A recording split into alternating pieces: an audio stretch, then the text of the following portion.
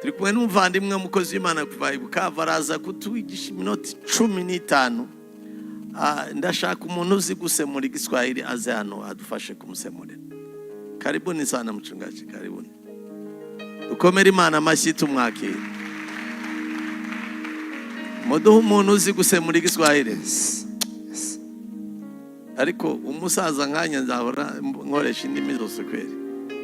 Urusengero ngara urya nta muntu uzi igiswahili.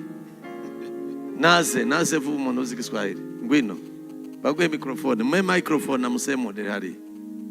Mwe microphone.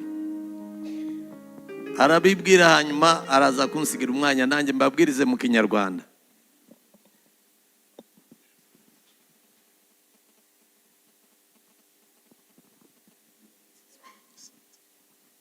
Bwana Yesu asifiwe. Yesu nashimwe.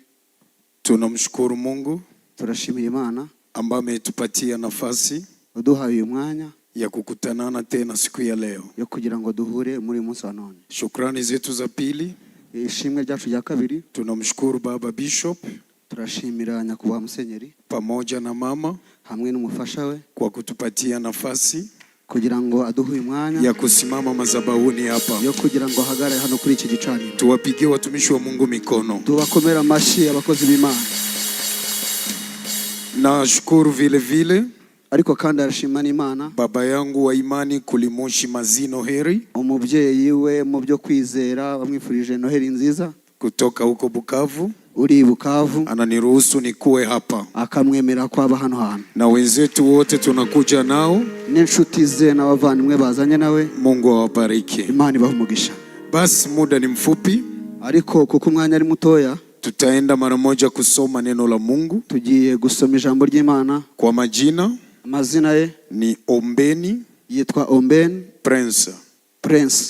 Niko pasteur no mushumba kutoka pale kusepaki Sinai Panzi, aho akorera muri Sinai Panzi Bukavu. Panzi muri Bukavu. Basi kitabu cha Kutoka, ariko tujye gusoma mu Kuva sura yake ya 14 igice cya 14 na versi ya 13 umurongo wa 13 hadi 15 kugera kwa 15. Tusome kwa jina la Yesu Kristo. Tusome mu izina rya Yesu Kristo. Musa akawaambia watu, Musa abwira abantu, musiogope, nimutinye, simameni tu, muhagarare gusa, mukauone wokovu wa Bwana, mubona agakiza k'Imana atakao wafanyia leo, ari bubahe uyu munsi. Kwa maana hao wa Misri munaowaona leo, kubera ko abo ba Misiri mureba uyu munsi, hamtawaona milele, ntago muzongera kubabona iteka. Bwana atawapigania ninyi, Imana iri bubarwanirire, nanyi mutanyamaza kimya, namwe mwicecekere. Bwana akamwambia Musa, Imana ibwira Musa, mbona unanililia mimi? kubera iki uri kundirira jewe? Waambie wana wa Israeli, bwira abana ba Isiraheli waendelee mbele, bakomeze bagende. Amen.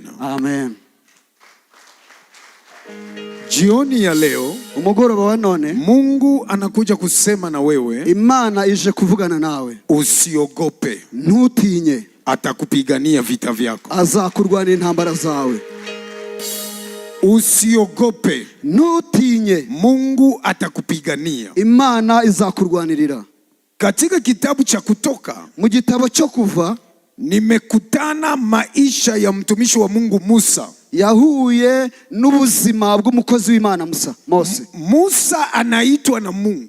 Musa yahamagawe n'Imana wakati anachunga kondoo za Jethro, mu gihe yararima arinda cyangwa se aragira umukumbi wa Yetiro. Wakati anasogelea mlima wa Sinai, igihe yararimo yegera umurima wa Sinai, akaona kijiti kinawaka moto, abona ikibatsi cy'umuriro ahantu, lakini hakiteketei, ariko abona kidasha. Musa akasema, Musa aravuga, ni miujiza gani ninayoiona? Ni igitangaza cy'indimo ndareba. Kisiki kinawaka moto, igihuru kirimo kiraka, lakini hakiteketei, ariko nago kirimo kirasha. Acha nione ni nini. Reka negere ndebe ni kubera iki. Wapendwa wa restoration, nshuti za restoration, Mungu iko, Imana irahari, na anatendaka maajabu, kandi akora nk'uko yavuze. Tena Mungu iko zaidi ya akili zetu, kandi nanone Imana irenze ibitekerezo byacu. Ndio maana anasema, niyo mpamvu avuga, Mungu ni roho, Imana iriho, benye batamtumikia njyewe nzamukorera. Inawapasa kumtumikia katika